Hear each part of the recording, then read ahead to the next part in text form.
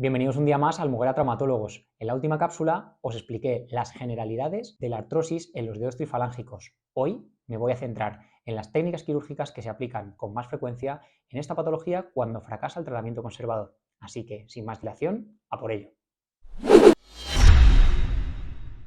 Cuando tenemos una artrosis o degeneración en la articulación interfalángica distal, es decir, la de la punta del dedo, lo que se suele hacer primero, como siempre, es intentar un tratamiento conservador, que suele consistir en medidas físicas, inmovilización temporal, hielo, antiinflamatorio o incluso infiltraciones. Cuando ha fracasado el tratamiento conservador en un periodo prudencial de aproximadamente unos 6 meses, se suele plantear un tratamiento quirúrgico que en el caso de la articulación interfalángica distal suele ser la fijación o fusión llamada artrodesis. Esto se puede aplicar para otras articulaciones del cuerpo, quitar el cartílago de uno de los huesos, el cartílago del otro de los huesos y unir hueso subcondral con hueso subcondral para que se produzca una fusión de los dos huesos y por tanto eliminar la articulación. Para facilitar este proceso se suele utilizar algún tipo de implante, ya sea agujas o tornillos. Lo más habitual en la articulación interfalángica distal del dedo es utilizar un tornillito retrógrado.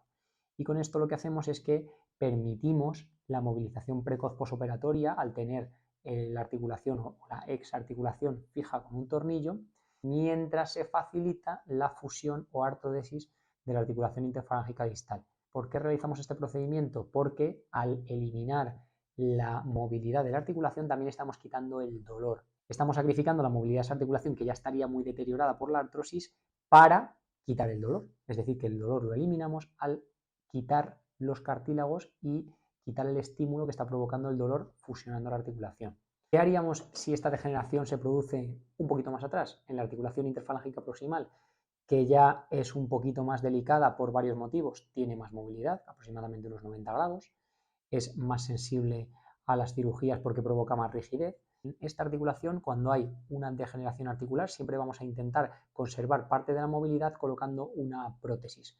Cuando las características de la articulación, por destrucción articular, por desalineación, es decir, por una deformidad muy grande, sobre todo en el plano coronal, o mucha rigidez, no nos permita colocar una prótesis, pues en ese caso intentaremos realizar una artrodesis, es decir, lo mismo que habíamos hablado de la interfalángica distal, pero la interfalángica proximal. Lo malo de este procedimiento es que quita el dolor sacrificando la movilidad de la articulación. Creo que ese concepto ya se ha entendido. Pero si las características del desgaste, bien por la cantidad de hueso que nos queda o porque la deformidad no es muy severa y aún conservamos parte de la movilidad, vamos a intentar, si todos estos condicionantes son positivos, son favorables, vamos a intentar colocar una prótesis. Actualmente hay muchos tipos de prótesis anatómicas rígidas, de silicona tipo espaciador, que son probablemente las más utilizadas. También se puede hacer por distintos abordajes.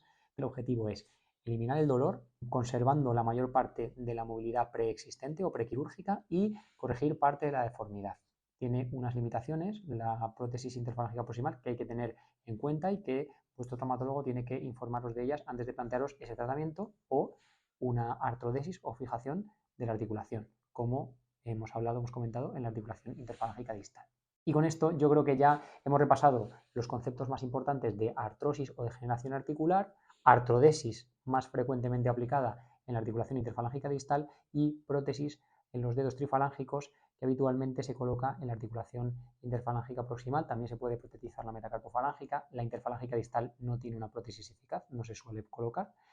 Y creo que ha quedado claro un poco las expectativas y el pronóstico de estas cirugías. De todas formas, vuelvo a insistir que tenéis un paper en nuestra página web en la sección de tratamientos, donde podéis ampliar información y podéis comentarme en el cajetín del vídeo, en las redes sociales o en el correo habilitado para este propósito en la página web, y os contestaré encantado todas vuestras dudas acerca de vuestra patología de los dedos trifalángicos de la mano.